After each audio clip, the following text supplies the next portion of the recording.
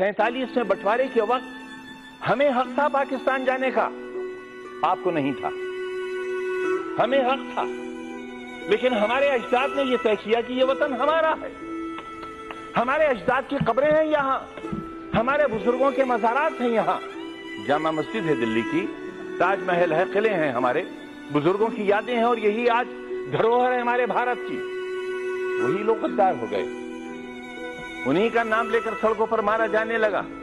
हम अपनी मर्जी से रुके थे, हमें किसी ने जबरदस्ती नहीं रोका था। जो अपनी मर्जी से रुके उनके लिए आज ही सदन में यह कहा गया कि जो वंदे मातरम नहीं कहेगा उसे भारत में रहने का अधिकार नहीं होगा। बहस वंदे मातरम की नहीं है। मेरी बात तो सुन लें आप, मेरी बात सुन लें, हो सकता है आपको शर्मिंदगी हो। बात वंदे मातरम की नहीं है मान्यवर। अगर कानून की बात करूं तो सुप्रीम कोर्ट कहता है कि वंदे मातरम के लिए मजबूर नहीं किया जा सकता, सबसे बड़ी अदालत वो भी है। लेकिन अगर आपने इतिहास पढ़ा हो, रेशमी रुमाल तहरीक, हिंदुस्तान को आजाद कराने के लिए कितने उलमा ने फांसी के तख्ते चूमे थे, कितने लोग मारे गए थे। देश में न जाने कितनी मिट्टी की पहाड़ियां वो हैं जिनमें हमारी लाशें आज भी सड़ गई होंगी, लेकिन उनमें दफन है। रेशमी रुमाल तहरीक में अगर आप रेशमी रुमाल की तस्वीर देखेंगे तो उस पर भारत मां की तस्वीर छपी हुई मिलेगी आपको।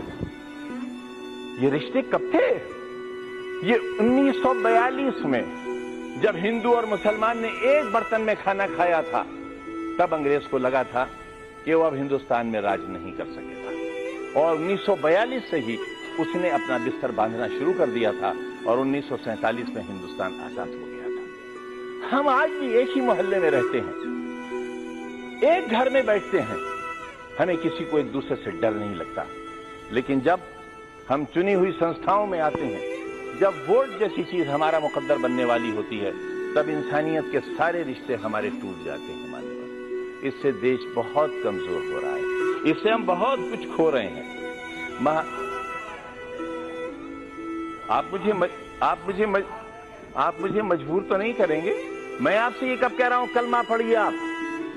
मैंने आपसे कब कहा? मैंने आपसे कब कहा कि कुरान की आयतें पढ़ी जाएं? यहां ये लोकतंत्र का मंदिर है, ये संविधान का मंदिर है। जो चाहे कहे, अगर मैं कहूं तो आप रोक नहीं सकते, और मैं न कहूं तो आप मुझसे जबरदस्ती नहीं कर सकते। और अगर आप जबरदस्ती कर सकते हैं तो कहिए, आप कहिए कि जबरदस्ती कहना होगा।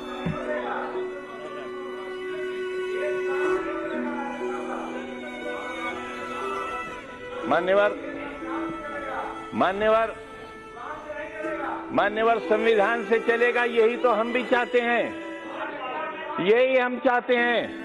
अगर संविधान में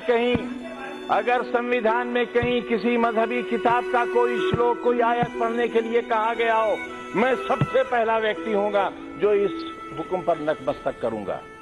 मानो संविधान को। मैं भी यही कह रहा हूं, हमें संविधान को मानना चाहिए, और जो लोग संविधान को नहीं मानेंगे वो देश के साथ अच्छा नहीं करेंगे, क्योंकि ये देश बहरहाल सबका है। पूरा जिस्म हाथों से बना हुआ नहीं है, पूरा जिस्म पैरों से बना हुआ नहीं है। शरीर का एक हिस्सा खत्म कर दिया जाए, इंसान नहीं रह जाएगा। हिंदुस्तान एक बेहतरीन इंसान है, इसे बेहतरीन इंसान बना रहने दिया जाना चाहिए, ये कहना चाहता हूं।